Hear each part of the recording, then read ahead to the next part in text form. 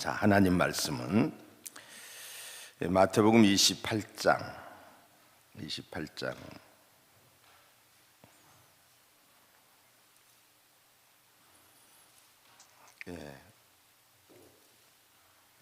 우리 주님이 부활하시던 날 새벽에 2절에 보시면은 큰 지진이 나며 주의 천사가 하늘로부터 내려와 돌을 굴러내고 그 위에 앉았는데 그 형상이 번개 같고 옷은 눈같이 희건을. 무덤을 지키는 자들이 그를 무서워하여 떨며 죽은 사람과 같이 되었더라.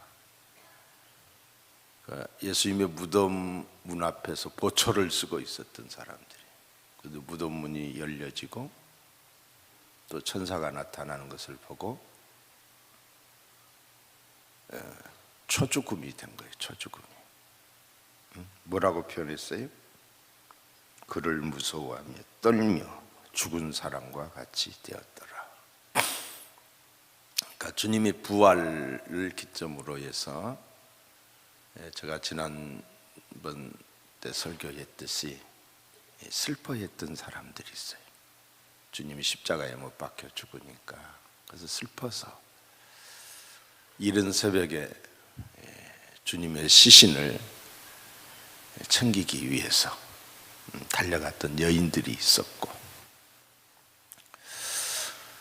또 주님의 부활을 기점으로 제자들은 두려워서 방문을 꽉꽉 걸어 잠궈 놓고 있었던 제자들도 있었고, 그리고 도마와 같이 의심하고, 또 예수님의 죽음 앞에 이제는 모든 것 다 끝났다, 뭐 더 이상 예수님에게 무슨 기대가 있는가, 죽었는데. 그래서 엠마오로 내려가는 제자들도 있었고, 그리고 또 한 무리가 있었으니 그들은 대제사장과 당시의 종교 지도자들, 예수님을 십자가에 못 박아 죽이라고 했던 그런 사람들, 이런 사람들 마음속에 한 가닥 불안한 마음이 있었어요. 저 예수가 살았을 때 부활한다고 했는데, 다시 살아난다라고 했는데 혹시 무슨 일이 있으면 어떨까 해서 산 사람이 죽은 사람의 시신을 지키고 있는 거야. 그것도 무장된 군인들이 무덤을 지키고 있어요. 뭐 여러 가지 뜻으로 해석할 수가 있겠지요. 혹시 예수님의 시신을 누가 가지고 장난을 치지 않을까, 제자들이 도둑질해 가지는 않을까, 뭐 여러 가지 뜻이 있겠지만은 어쨌든 산 사람이, 죽은 사람의 무덤을 지키고 있었다는 거지요. 자, 여기서 우리 주님의 그 죽음 무덤 앞에서 일어났던 그 대제사장들과 서기관들의 그 모습이 어떠했는가 한번 보겠습니다. 자, 보실까요? 11절부터 보십시다. 11절. 여자들이 갈 때 경비 중 몇 명이 성에 들어가. 그러니까 여자들은 이제 천사와 천사의 명을 받아서 이제 갈릴리로 가고 있는 거잖아요. 막 달려갈 때에 경비 중 몇 명이 성에 들어가. 그러니까 몇 명이 들어갔다라고 하는 것은 여러 명이 지키고 있었다는 거지요. 한두 사람이 보초를 쓰고 있었던 것이 아니라 여러 사람이 지키고 있다가 그 중에 몇 명이 예루살렘 성에 들어요. 성문 밖에서 주님이 십자가에 못 박혀 죽으셨잖아요. 모든 된 일을 대제사장들에게 알리니, 우리가 본대로 이야기했겠죠. 돌문이 굴러졌고 천사가 나타났고 지진과 같은 움직임이 있었다. 그런데 예수님은 없어졌다. 이런 보고를 했겠지요. 그들이 장로들과 함께 모여 의논하고 군인들에게, 그 보초 서는 군인들에게 뭘 줬어요? 돈을 줬어요. 돈으로 매수한 거죠. 이르되 너희는 말하기를 그의 제자들이 밤에 와서 우리가 잘 때에 그를 도둑질하여 갔다 하라. 돈 주고 매수한 거예요. 응? 만일 이 말이 총독에게 들리면은, 유대 총독 빌라도에게 들리면은 우리가 권하여 너희로 근심하지 않게 하리라 하니, 돈 주고 그들을 매수했고 그 위에 세력, 내가 너희들 지켜주겠다 이 말이에요. 응? 군인들이 돈을 받고 가르친 대로 하였으니 이 말이 오늘날까지 유대 가운데 두루 퍼지니라. 그러니까 당시에 주님이 부활하셨다는 사실을 제자들이 도둑질해 갔다라고, 부활했다라고 거짓말한다라고 소문을 냈다는 거죠. 여론을 조작을 했다는 거예요. 여론. 자, 여러분, 우리는 오늘 여기 본문을 통해서 대제사장들과 그리고 장로들, 그들이 이 마지막 순간까지 진리 되시는 예수님을 거부하고 왜곡하려고 했던 고질적인 그런 방법 세 가지를 발견하게 됩니다. 이 방법들은 2000년 전이나 지금이나 똑같이 사단이 쓰고 있는 방법이에요. 지금도 이 방법이 통한다니까요. 그래서 저는 인간은 변하지 않는다는 거예요. 타락한 인간은 변하지 않는다. 단지 뭐만 변하느냐? 문화만 변하는 거예요. 문화가 뭐예요? 이 옷이 변한다는 거예요. 사는 집이 변한다는 거예요. 사람 자체는 변하지 않아요. 사람 자체는 옛날 사람이나 노아 시대에 사람들이 뭐였어요? 시집가고 장가들고 먹고 마시고 그러다 심판받았듯이 오늘날도 똑같아요. 먹고 마시고 시집가고 장가들고 먹고 마시고, 이게 삶의 목적이야. 타락한 삶을 사는 거예요. 옛날 사람들과 지금의 사람들이 어떤 면에서 더 순수하지 못해요. 더 지능적인 죄를 범하고 있는 거죠. 그런데 여기 본문에 의하면은 똑같은 방법을, 지금도 쓰고 있는 방법을 예수님 당시에도 썼다는 거죠. 첫째, 돈으로 매수했다는 거예요. 요즘도 돈으로 얼마나 많이 매수당합니까? 얼마나 돈으로 입을 막읍니까? 얼마나 돈으로 표를 사기도 하고요. 뭐 꿀먹은 벙어리라고 그러잖아요. 꿀먹은 벙어리. 돈 받으면은 그쪽으로 쏠리게 돼 있는 거예요. 그러니까 돈을 푸는 거예요. 선거를 앞두고.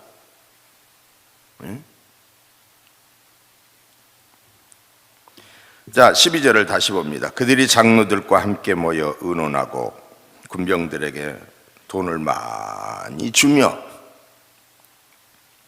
군병들에게 돈을 많이 줬어요. 한 뭉택씩 줬어요. 돈 갖고 장난한다니까요. 진리를 왜곡하게 합니다. 돈으로.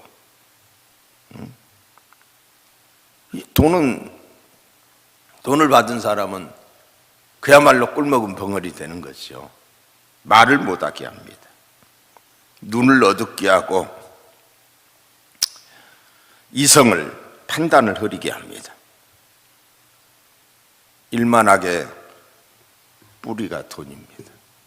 가룟 유다도 돈 받고 예수님 팔았잖아. 응? 돈으로 사람을 매수하는 방법, 이것은 고전적인 방법입니다. 돈의 위력입니다. 위력이 있습니다. 그러나 돈으로는 진실을 살 수가 없습니다. 평안을 살 수가 없습니다. 단잠을 살 수가 없습니다. 생명을 연장시킬 수 없습니다.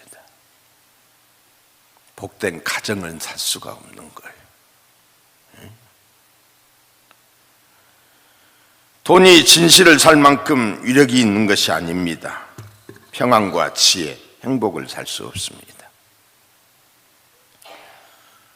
돈으로 모든 것을 해결하려는 것, 이것이 바로 대제사장들과 장로들의 방법이었어요. 이게 요즘도 통한다니까요. 옛날에만 통한 것이 아니라, 그래서 두 주인을 섬기지 말라 그랬어요. 한 주인이 누구예요? 돈이에요. 돈. 주님이 하신 말씀이 하나님과 돈, 이 둘 중에 하나님을 섬겨야 되는 거예요. 돈 때문에 하나님 팔아먹는 사람이 얼마나 많아요. 그죠? 돈을 목적하고 교회에 나오는 사람들도 있어요. 부자 되기 위해서. 하나님이 목적이어야 되는데 많은 돈을 벌어서 하나님 영광을 위해서 살려는 목적이 있어야 되는데 하나님을 통해서 부를 축적하고 잘 살아보려고, 이거는 목적이 다르다는 거죠. 자, 두 번째 방법은 거짓말입니다. 거짓말. 13절을 볼까? 이르되 너희는 말하기를 그 제자들이 밤에 와서 우리가 잘 때에 그를 도둑질하여 갔다 하라. 거짓말하는 거죠. 예수님이 부활하신 사건을 실종 사건으로 왜곡한 것입니다. 그 거짓말로 그렇게 만든 거지요. 도둑질해 갔다 하라. 여러분, 거짓말은 일시적으로 통하고 일시적으로 성공할 수도 있습니다. 그러나 영원히는 통하지 않습니다. 한 시대에는 통할 수 있습니다. 그러나 모든 시대에는 통하지 않습니다. 거짓이 드러나야 돼요. 거짓은 드러나게 돼 있어요. 아무리 감추려고 해도 거짓은 드러나게 돼 있어요. 여러분, 검수완박이라는 말이 무슨 말인지 아세요? 검찰의 수사권을 완전히 박탈시킨다는 거예요. 검찰이 수사하지 못하게끔 완전히 그냥 다, 지금까지 검찰들이 수사해왔잖아요. 우리나라는 참 이상한 나라예요. 그게 그 해방 이후에 이 경찰들과 또 이 검사들에게, 아니 경찰이 조사하고 그리고 또 검찰한테 넘겨가지고 검찰이 또 다시 조사하고, 이런 나라는 우리나라밖에 없는 것 같아요. 다른 나라에 있는지 어쩐지 모르지만은, 근데 그 검찰의 수사권을, 그동안 검찰들이 정치검찰이 돼가지고 여러 가지 나쁜 짓들을 많이 했지요. 그러나 지금 상태에서 검수완박을 하려고 하는 것은 지금 현재에 있는 정부의 그 비리와 무슨 뭐 원전이라든가 울산 시장 선거라든가 산적해에 있는 뭐 선거법이라든가 이런 것들에 대한 수사를 검사가 못하게 하는 거예요. 못하게. 그래서 손발을 자르려고 그러는 거예요. 그래서 지금 뭐 오늘 내일 통과시키려고 막 그렇게 하고 있잖아요. 그러니까 당선자가 역공을 한 거예요. 어떤 역공을 한 거냐? 가장 현 정부에서 피해를 많이 본 사람이 윤석열이하고 한동훈이었어요. 윤석열이를 그렇게 했는데 현 정부에서 윤석열을 대통령으로 세워준 거야. 세워준 거잖아요. 근데 그 한동훈이가 그렇게 어려움을 당했는데 그 사람을 법무장관인가 뭔가 하여간 그를 세웠어요. 그러면 법무장관은 어떤 특권이 주어지느냐? 상설특검을 만들 수 있는 그런 장관의 재간으로 할 수 있는 그런 권한이 주어지는 거예요. 그러니까 검수안박이 통과돼도 상설검사단을 만들어가지고 얼마든지 다시 수사할 수가 있다는 거죠. 그러니까 사람들이 일부에서는 이게 신이 한 수다 이런 표현들을 하고 있는 거죠. 네? 참 일시적으로는 통하고 성공할 수도 있습니다. 그러나 영원히 통하지 않습니다. 거짓말은 이 지상에서는 통할 수 있습니다. 그렇죠? 어떤 거짓말은 역사가 100년, 1000년이 지났는데도 계속 통할 수도 있습니다. 그러나 안심하십시오. 천국에 가면 안 통합니다. 다 드러납니다. 백일하에 드러납니다. 시시비비가 밝혀집니다. 그래서 우리가 하나님 믿는 거요. 네? 하나님 앞에서 다 드러나기 때문에. 여러분, 누가 거짓말을 합니까? 거짓의 아비가 누구입니까? 마귀의 자식들이 거짓말을 하는 거예요. 될 수 있으면 약해서 거짓말을 할 때도 있어요. 상황이 어쩔 수 없어서 그럴 수도 있어요. 그러나 죽이는 거짓말을 해서는 안 되잖아요. 남을 죽이고 진리를 왜곡시키고 약해서 어떤 이익권 앞에 거짓말할 때도 있어요. 장사하면서. 그러나 될 수 있으면 안 하려고 해야 된다는 거죠. 자, 요한복음 8장 44절에 보실까요? 너희는 너희 아비 마귀에게서 났으니 너희 아비의 욕심대로 너희도 해가고자 하느니라. 이 거짓말을 하는 자들에게 하는 말이에요. 네가 네 애비가 마귀니까 너도 그거 따라 한다 이 말이죠. 그는 처음부터 살인한 자요 진리가 그 속에 없으므로 진리에 서지 못하고 거짓을 말할 때마다 제 것으로 말하나니 이는 그가 거짓말쟁이요 거짓의 아비가 되었습니다. 거짓은 마귀의 도구입니다. 하나님은 절대로 우리에게 거짓의 방법을 주지 않았어요.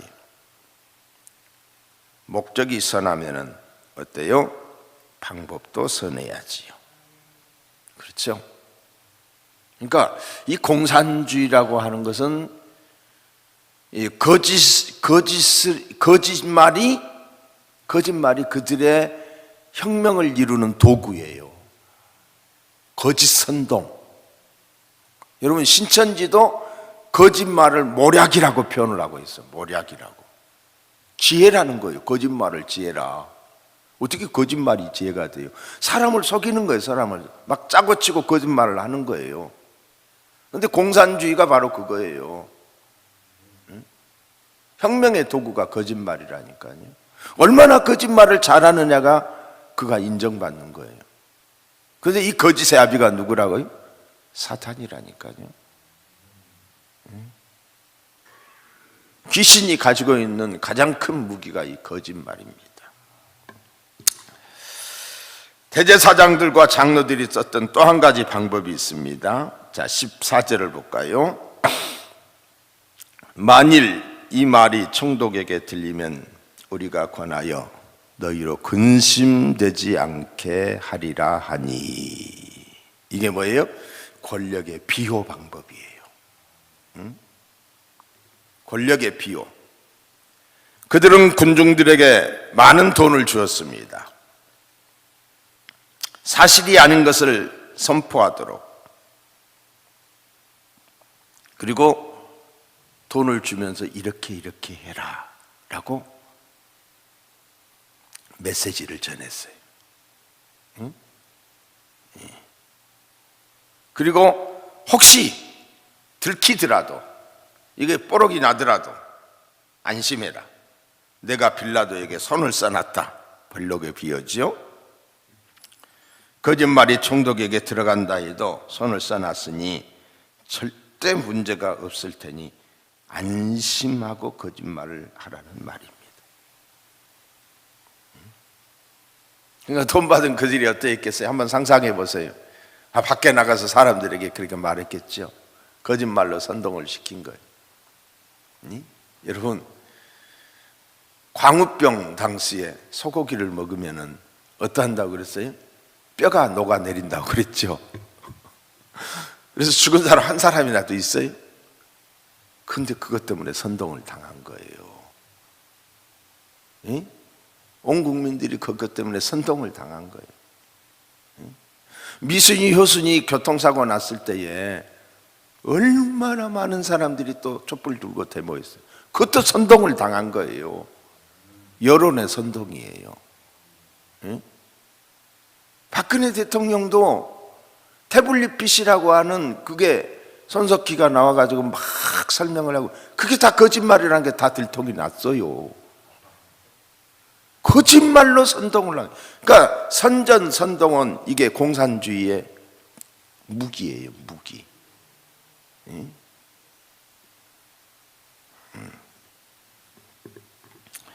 지금도 이런 방법으로 부정과 불의가 진행되고 있습니다.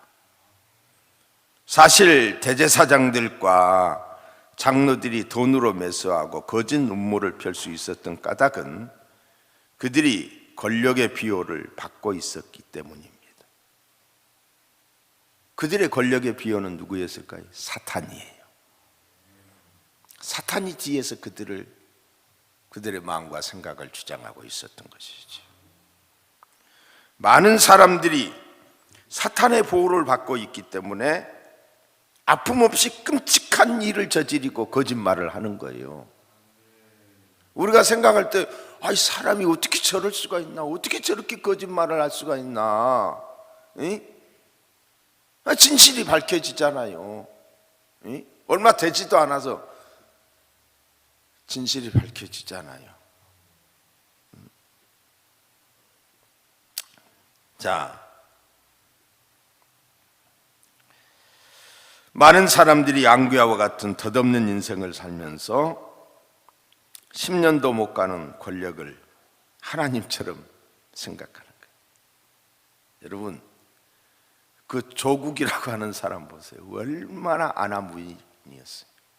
배는 게 없었잖아요. 근데 불과 몇 년도, 뭐 얼마 되지도 않아가지고 세상의 자식에게 그렇게, 사기꾼들도 너 자기 자식한테는 너 거짓말 하지 마, 사기치지 마 그러는데, 사기꾼도 그러지 않을까요? 사기꾼이 자식 남겨놓고 너 사기 잘 쳐야 된다, 거짓말 이렇게, 도둑질은 이렇게 해야 된다, 이런 부모가 어디 있겠어요? 근데 자기 자식을 그렇게 거짓으로 입학을 시키고, 뭐 가짜 이런 것들을 만들고, 그렇게 해서 그게 자식 잘 되라고 하는 걸까요? 근데 그 자식이 대학도 취소가 됐지, 이제 뭐 의사 면허도 취소가 됐지, 지금 고등학교까지 이제 이게 그럼 중졸이 돼버리는 거야. 그러면 이 아이는 앞으로 평생을 어떻게 살아야 돼요? 생각을 해보세요. 이게 부모가 해야 될 일인지.